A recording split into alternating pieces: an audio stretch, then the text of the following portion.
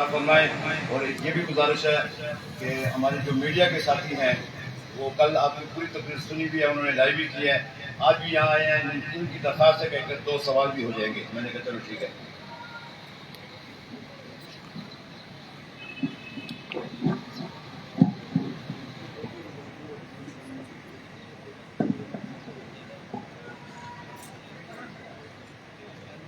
بسم اللہ الرحمن الرحیم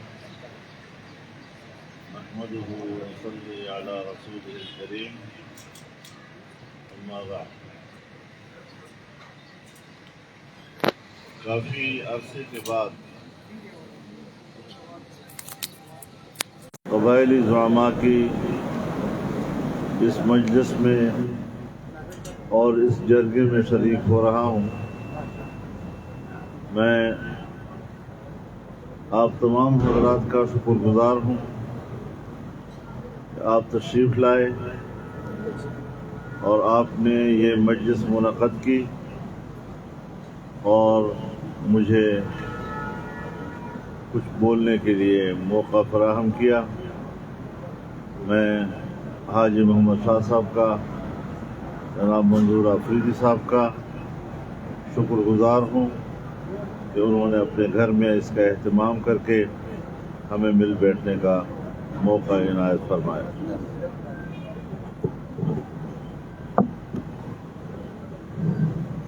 میرے محترم دوستو،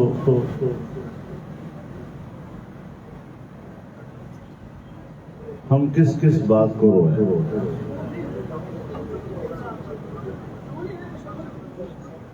دنیا میں سب سے بڑا پرچار جب ہوتا ہے جمہوریت کا ہوتا ہے۔ ملکی اور قومی معاملات میں عوام کی شراکت کی بات ہوتی ہے، اور دوسری بات انسانی حقوق کی ہوتی ہے۔ لیکن ایک طویل زمانہ سیاست کے ان غلام گردشوں میں گھومتے پھرتے کم از کم میں ذاتی طور پر اس نتیجے پر پہنچا ہوں کہ دنیا میں اگر کمزور ہے تو وہ جمہوریت، دنیا میں اگر مظلوم ہے تو وہ جمہوریت ہے۔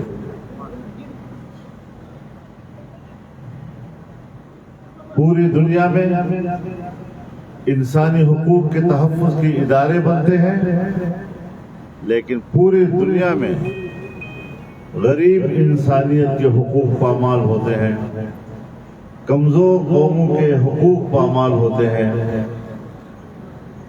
پاکستان میں دیکھیں، عالمی اسٹیبلشمنٹ جو چاہتی ہے دنیا میں وہ طاقت کے بل بوتے پہ کرتی ہے،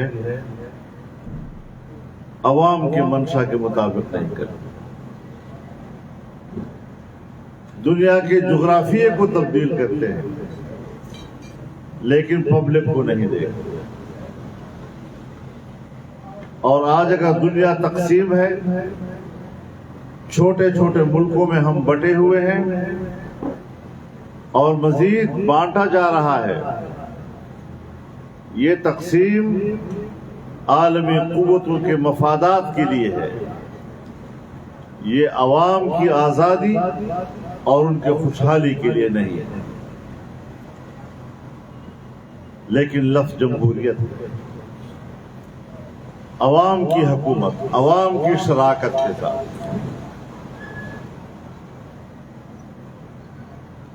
چھوٹے چھوٹے ممالک بنا کر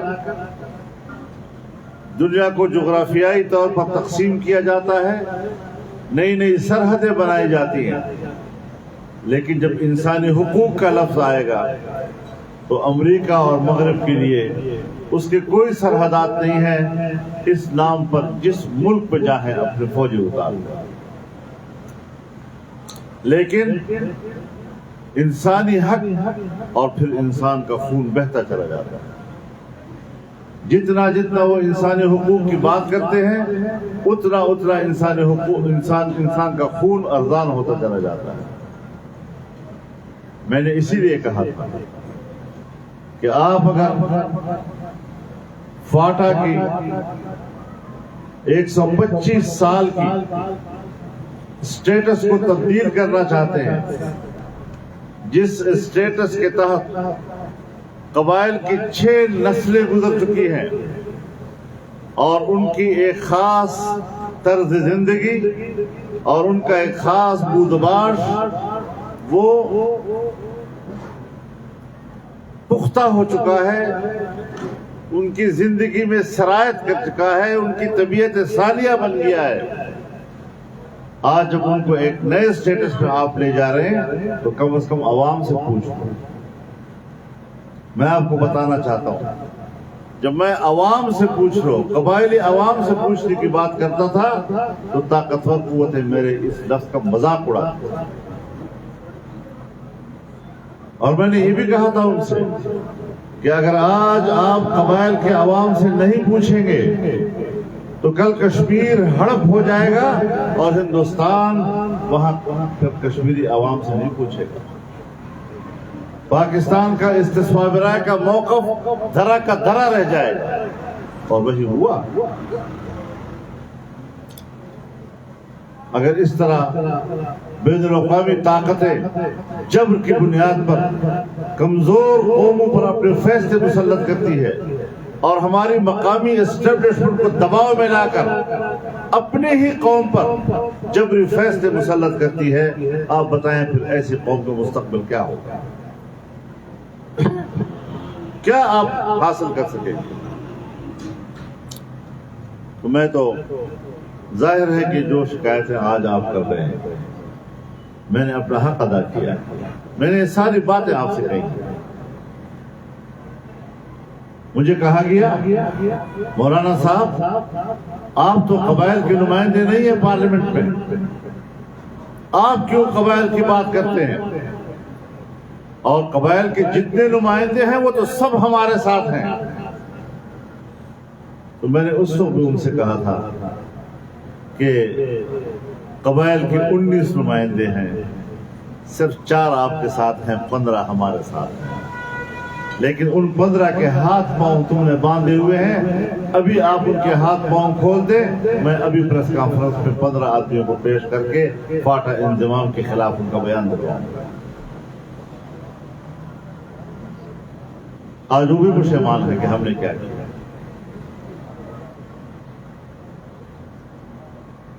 مجھے کہا گیا کہ قبائل کا نوجوان چاہتا تھا، قبائل کا یوتھ یہ چاہتا تھا.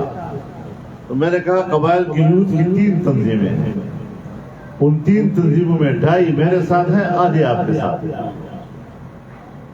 آپ اس آدھی کو آگے آگے کر رہے ہیں اور 2.5 تنظیمیں جو ہمارے ساتھ ہمارے موقف کی حمایت کر رہے ہیں اس کو آپ کیوں نہیں سننا چاہتے؟ اب امریکہ میں اس کو کیوں نظر انداز کر رہے ہیں؟ تو یہ رائے کا ایک اختلاف ہوتا ہے، لیکن رائے کے اختلاف کا فیصلہ عوام کرتی ہے. جب پارٹیوں کے اندر رائے کا اختلاف ہوتا ہے تو پارٹی کا کارکن فیصلہ کرتا ہے. لیکن یہاں پر جبر کیا گیا اور آج ہر قبائلی پریشان ہے. جو بے گھر ہو چکے تھے ابھی تک ان کو گھر نہیں ملا، ان کے گھروں کا سامان ان کو نہیں ملا. جو چھوڑ کے آئے تھے جب واپس ہوئے لٹ چکا تھا. کس کس کو رویا جائے؟ گھروں میں گلی کوچوں میں جنگل اگائے تھے، اس کے بھی کہا گیا کہ خود کاٹو. آج بھی قبائل پاکستان کے اندر ڈائسپورا ہے. کراچی سے لے کر گلگت تک قبائل پھیلا ہوا ہے، پنجاب میں قبائل پھیلا ہوا ہے. ابھی بھی وہ اپنے گھر واپس جانے کے قابل نہیں رہا. یہ زیادتی کیوں کی؟ क्यों सब्ज बाग दिखाए गए? हर साल हम 100 अरब या 1100 अरब 100 अरब रुपये सालाना और 1000 अरब हम 10 साल में देंगे। 5 साल गुजर गए हैं, अभी आप कह रहे हैं कि 50 से 60 लाख अरब के दरमियान हमें पैसा मिला।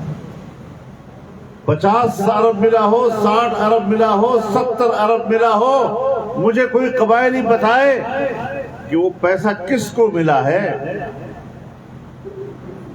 कहां खर्च हुआ है। हाँ, कुछ खास एरियाज हैं, खास एरिया। उन खास एरियो में सड़कें भी बनाई गई हैं, उन खास एरिया में कुछ किले भी बनाए गए हैं, उन खास इलाकों में कुछ 2-4 मसाजिद भी बनाई गई हैं। जब दुनिया के वफूद आते हैं तो वहीं ले जाते हैं उनको दिखाने के लिए, देखो कबाइल ने कितनी तरक्की कर दी है। और ये कुल कबाइल का 1% इलाका नहीं है। आज तक कबायली इलाकों में 1 इंच कबायली जमीन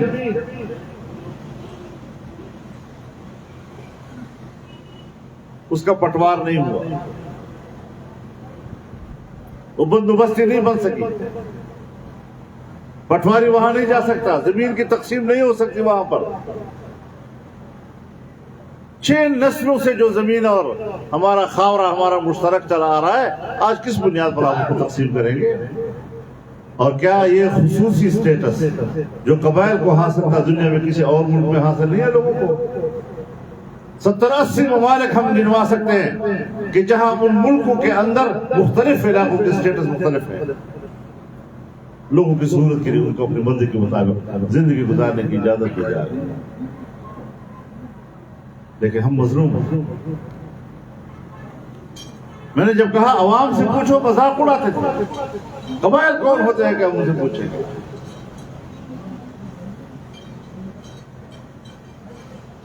तो नतीजा क्या हुआ? बलूचिस्तान पाकिस्तान में बाद में शामिल हुआ, आज तक वहां पर एस्टेब्लिशमेंट की हुकूमत है, वहां के अवाम की नुमाइंदा हुकूमत की हैसियत डमी हुआ करती है। और अब जब कबाइल की बात होगी, लाख दफा आपका इंतजाम हो, लेकिन वहां पर दहशतगर्दी के नाम पर जो तंजीमें हैं, वहां पर जो बंदूक की सियासत चल रही है, ये जारी रहेगी। फिर इसके खिलाफ ऑपरेशन होंगे ताकि पाकिस्तान की ताकतवर कुव्वतों को वहां पर मौजूद रहने का जवाब मिल जाओ। आप जमहूरी हवा में जिंदगी नहीं गुजार सकेंगे। भला आप लोगों को मुंतखब करें, भला आपके मुंतखब नुमाइंदे हों, बज़ाहिर नजर आएंगे, लेकिन जमहूरियत कमजोर रहेगी, मजलूम रहेगी, इंसानी हुकूक पामाल होंगे और ये चलता रहेगा। अब एक फैसला है, हो गया। अगर आप नाराज ना हो, मैं पुरानी बात दोबारा अगर दोहरा दूं तो पता नहीं आप भी क्या रहे। उस वक्त तो मेरी बात नहीं मानी गई, जो मैंने कहा अवाम से पूछ लो, कबाइल से पूछ लो, रेफरेंडम करा दो। आज तो 5 साल गुजर गए ना, अब तो आपको इंतजाम का मजा आ गया होगा ना। अब तो इंतजाम के जरिए से खुशहाली आ चुकी होगी ना। अब तो कबायली इलाका फ्रांस के बराबर होता नजर आ रहा होगा, पेरिस बन रहा होगा। चलो आज रेफरेंडम करा दो, पता चल जाएगा कि कबायली अवाम इंतजाम को कबूल करते हैं या इसको मुसरत करते हैं। अभी मान 5 साल गुजर गए हैं, लोगों पर जो बीती है उसके नतीजे में अगर वहां वाकई खुशहाली आई है और लोग मुतमईन हैं, लोग कहेंगे बिस्मिल्लाह, हमें इंतजाम कबूल है, हमारे सराह हो, कोई मसला नहीं। लेकिन फैसले अवाम की अगर मर्जी पे हों, अवाम की वो मर्जी जिस मर्जी का हक अल्लाह ने उनको दिया है। जब अल्लाह इंसान को एक फैसला करने का हक देता है, वो हक एक ताकतवर इंसान उनसे छीन लेता है। बड़ा आसान आ गया, जमहूरियत मुर्दाबाद। जमहूरियत कुफ्र है। इस जहालत का तो मेरे पास कोई इलाज नहीं है।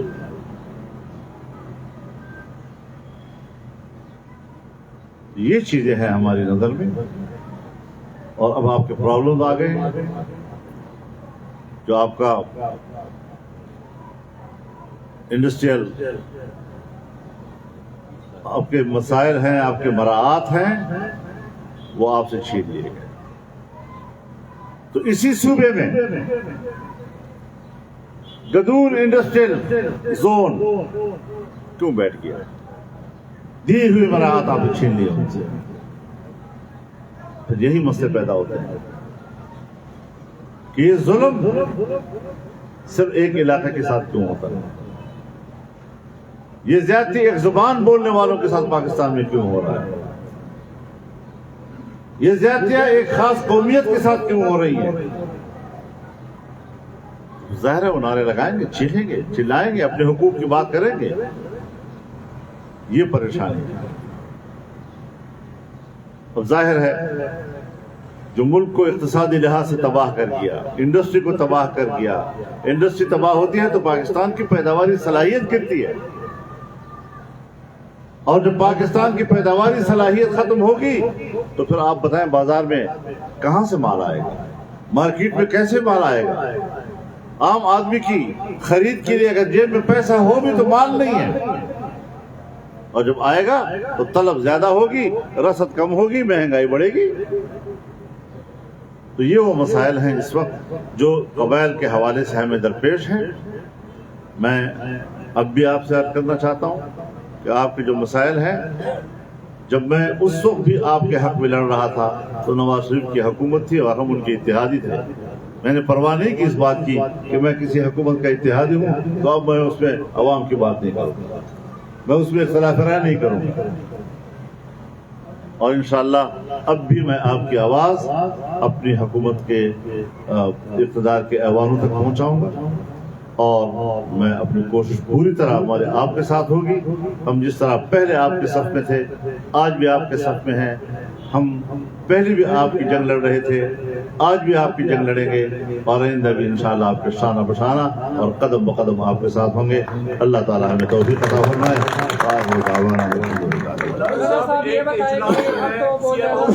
कोर कमेटी का इजलास और लॉन्ग मार्च की तैयारी हो रही है, आप क्या कहते हैं? एक इजलास आपने यहाँ पर भी किया है, अगर ये लॉन्ग मार्च कामयाब हो जाता है तो क्या ये आपकी इत्तेहादी हुकूमत कायम रहेगी, नहीं रहेगी? और फिर हकीम राना सनाउल्लाह ने ये भी बयान दिया है कि उनके हाथ पाँव बांधे जा रहे हैं। हाथ पाँव कौन बांध रहा है? मैं इस पर अभी फिलहाल तबसरा नहीं करना चाहता। लॉन्ग मार्च जो हमने किए हैं, किसी का बाप भी उसका रिकॉर्ड नहीं तोड़ सकता। और इंशाअल्लाह अज़ीज़ रात को जो आपने जलसा देखा, ये खामखा अपने सरों के ऊपर फर्जी तौर पर वहम की बुनियाद पर एक दबाव मुसल्लत कर देना, इस्लामाबाद आ रहे हैं, इस्लामाबाद आ रहे हैं, इस्लामाबाद आ रहे हैं। इस्लामाबाद में मक्खियां मारने के लिए आएंगे। पब्लिक का दिमाग खराब है कि मुल्क को कौन पाकिस्तानी होगा जो मुल्क की तबाही में आज उसके साथ शरीक होगा। और ये बताया कि आप धरने दे रहे थे और वफाकी जो बजट पेश होने जा रहा है उसके ऊपर कोई फर्क पड़ेगा इस लॉन्ग मार्च से, या ये हो सकता है कि लॉन्ग मार्च की कोई अहमियत नहीं है, दो पैसे की अहमियत नहीं है। मीडिया वालों, मैं तुमसे खुदा का वास्ता देता हूँ, पहले भी आप लोगों ने उसका दिमाग खराब किया और इस मुल्क को यहाँ पर पहुँचाया, अब दोबारा उसका दिमाग खराब कर रहे हो। राना साहब ये बताए कि जिस महंगाई का आप रौनर हो रहे थे अब वही महंगाई है, तो क्यों आप बजट है? नवाज शहबाज शरीफ क्यों बजट हुकूमत क्यों नहीं तोड़ रहे? आवाम को दोबारा वोट का हक क्यों नहीं दे रहे? 4 साल में आपने उनकी खराबियों को पाकिस्तान में यहाँ तक देखा। 4 साल की खराबी का आप हमसे कहते हैं 4 दिन में पूरा करो। ये गंद उठाते उठाते शायद अगली हुकूमतों को भी टाइम लगेगा। मुल्क यहाँ तक पहुँच चुका है। मुल्क ये कहते हैं दिवालिया के किनारे नहीं है, मैं कहता हूँ मुल्क दिवालिया हो चुका है। ये तो अल्लाह का करम है कि हम अभी जिंदा हैं और इस हालत में हम वक्त गुजार रहे हैं। मैंने रात भी आपसे कहा कि डॉलर 200 रुपए पे जाएगा। ये इमरान खान की पहली हुकूमत पे उनके अपने माशी माहिरीन ने बात की थी اور آج انہی پالیسیوں کا ابھی تک تسلسل کے اثرات جا رہے ہیں، یہ اثرات ابھی رہیں گے. اور ہم نے جلسوں میں کہا تھا کہ ہم حکومت تو سنبھال لیں گے، لیکن سب سے بڑا چیلنج یہ ہوگا کہ اس ملک کو دوبارہ کیسے اٹھایا جائے گا. یہ بہت بڑا چیلنج ہے اور اس میں ہمیں پبلک کی سپورٹ چاہیے، حوصلہ افزائی چاہیے. اس قسم کے سوالات نہیں، آپ حکومت کیوں نہیں چھوڑ رہے؟ پھر ایسا آسان بات ہے منہ سے بات نکالنا اور جلدی سے. تو یہ چیزیں سنجیدگی کے ساتھ، خدا کے لیے میڈیا کی دنیا کو میں کہنا چاہتا ہوں، ذرا اپنے گفتگو میں سنجیدگی پیدا کر لو، وقار پیدا کر لو، وزن پیدا کر لو. جب سوال کرو تو پتہ چلے کہ آپ کو وزیر سوال کر رہے ہیں. مولانا صاحب یہ بتائیں کہ عمومی طور پر اس تحریک عدم اعتماد سے قبل آپ لوگ کہتے تھے کہ قوت جو ہے وہ نیوٹرل ہے، ابھی تک کیا وہ قوت اس وقت بھی نیوٹرل ہے؟ یعنی کیونکہ کہا جا رہا ہے کہ آپ لوگوں کو دریا میں تو دھکیلے کہ آپ نے خود اس کی نشاندہی بھی کر دی کہ معیشت کی جو صورتحال ہے وہ آپ کے پیچھے ہٹ گئے اور کوئی اور فریق اس کی جو دوسرا فریق اس کی پشت پہ. دیکھیے میں بتا دوں، ملک ہم سب کا ہے. اگر ملک ڈوبتا ہے تو صرف عوام کا نہیں ڈوبتا، فوج کا بھی ڈوبتا ہے. اگر ملک ڈوبتا ہے تو بیوروکریسی کا بھی ڈوبتا ہے. اگر ملک ڈوبتا ہے تو فضائیہ کا بھی ڈوبتا ہے، بحریہ کا بھی ڈوبتا ہے، بریہ کا بھی ڈوبتا ہے. یہ ملک ہم سب کا ہے. ہم آج یہی بات کہہ رہے ہیں کہ ملک کی اس مشکل میں سیاستدان ہوں یا ادارے ہوں، انہیں ایک پیج پر مشترکہ اور متفقہ کردار ادا کرنا ہوگا. کوئی بالادستی کا احساس دلانے کی کوشش نہ کرے، طاقتور ہونے کا احساس دلانے کی کوشش نہ کرے، جمہوریت کو کمزور ہونے کا اور کمزوری کا احساس نہ دلائے. عوام کی اب ہم نے آنے والے مستقبل میں کچھ صورتحال کو بہتر بنانے کی طرف جانا ہے. دنیا اس وقت آپ کا ساتھ دینا چاہتی ہے، مجھے پتا ہے. چائنا آپ کو سرکاری طور پر خط لکھ چکا ہے کہ ہم پاکستان کے مختلف شعبوں میں آپ کے ساتھ کام کرنے کے لیے تیار ہیں، اور ایگریکلچر میں، تمام محکموں میں، یہاں تک کہ مواصلات میں، ہاؤسنگ میں، کہاں کہاں وہ آپ کے ساتھ تعاون کرنا چاہتے ہیں. جب چاہتے ہیں تو ہمیں حالات بنانے چاہیے کہ وہ میدان میں ہیں. بہت شکریہ. بتائیں، ملکی معیشت جیسا آپ نے بتا دیا کہ دیوالیہ ہو چکی ہے، تو اس کو سنبھالنے کے لیے کیا حکمت عملی وزیر اعظم صاحب کے ساتھ یا حکومت اسی پہ لگے ہوئے ہیں؟ یہ ایک دن میں نہیں ہوتا. ہم پہلے قدم سے اپنے کام کا آغاز کرتے ہیں اور میڈیا آخری قدم پر ہم سے سوال کرتی ہے. تو یہ مسئلہ تھوڑا تھوڑا ہے آپ کو اور ہمارا.